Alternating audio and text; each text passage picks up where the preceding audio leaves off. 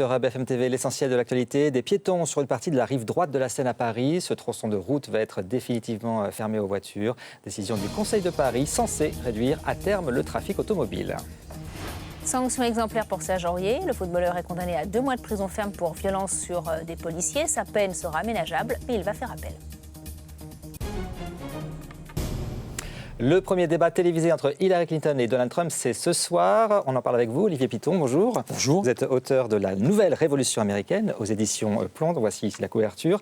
Alors, une des questions, c'est quel Trump va se présenter ce soir à la télévision? Est-ce qu'on aura toujours ce candidat dans la polémique ou bien un candidat plus présidentiable, présentable? C'est la question que se posent tous les médias américains depuis une semaine à peu près. Trump a une hauteur difficile à atteindre, c'est celle de démontrer que c'est quelqu'un qui a la tempérance, qui a le calme nécessaire pour pouvoir être président des États-Unis. Donc toute sa stratégie va être de démontrer qu'effectivement, il est capable d'avoir ce calme qui sied au chef d'État. Pour Hillary Clinton, c'est plus compliqué parce que ce qu'on lui reproche, c'est d'être malhonnête, de tromper, de jouer avec l'opinion. Et en 90 minutes, ça va être très compliqué pour elle, en revanche, de pouvoir expliquer cela. Donc là-dessus, la barre est moins haute pour Trump, mais Clinton a d'autres avantages. Alors la question c'est aussi, est-ce que ce débat peut faire basculer l'élection? Ils sont coude à coude dans les sondages, et est-ce que c'est arrivé par le passé? C'est arrivé 2 fois, c'est arrivé en 1960, le premier débat télévisé entre John Kennedy et Richard Nixon, qui a tourné en faveur de John Kennedy. On a beaucoup parlé de la barbe de 3 jours de Richard Nixon. Et puis le deuxième débat, qui est plus récent, date de 1980, entre Ronald Reagan et Jimmy Carter, où Jimmy Carter a beaucoup pâti de l'affaire des otages de l'ambassade des États-Unis à Téhéran et que Ronald Reagan a bien su utiliser. Cette campagne, en tout cas ce débat, une chose est claire, les Américains le disent depuis plusieurs jours, va être absolument historique. Ils attendent 100 millions de téléspectateurs. Le débat va durer 90 minutes sans publicité, ce qui pour les États-Unis est assez incroyable. Donc pas de publicité, 3 thèmes. L'image des États-Unis, la politique économique et la politique étrangère, avec 10 minutes par intervenant. Et si jamais vous dépassez, vous perdez 30 secondes qui est renvoyé à votre adversaire. Donc c'est extra. Et puis 45 secondes si vous continuez à déborder. Donc on est face à avec une modération très très faible, très fine, justement la demande de Donald Trump. Donc on a de toute façon un événement historique cette nuit, c'est absolument certain. On parlait des débats décisifs, là on est à 6 semaines de cette élection qui est tout aussi décisive.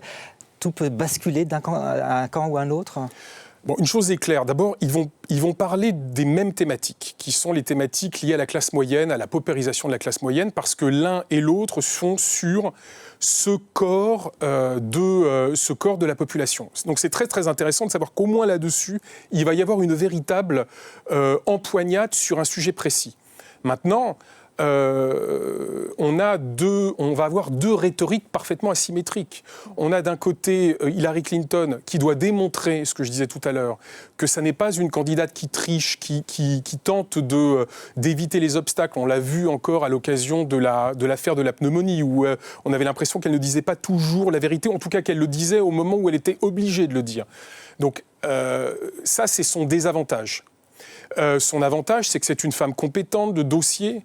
Elle a sorti 256 pages écrites par ses conseillers pour travailler sur le débat. Et de l'autre côté, on a Donald Trump, c'est-à-dire quelqu'un qui est complètement l'inverse. C'est-à-dire que lui... Vous voyez qui s'imposer?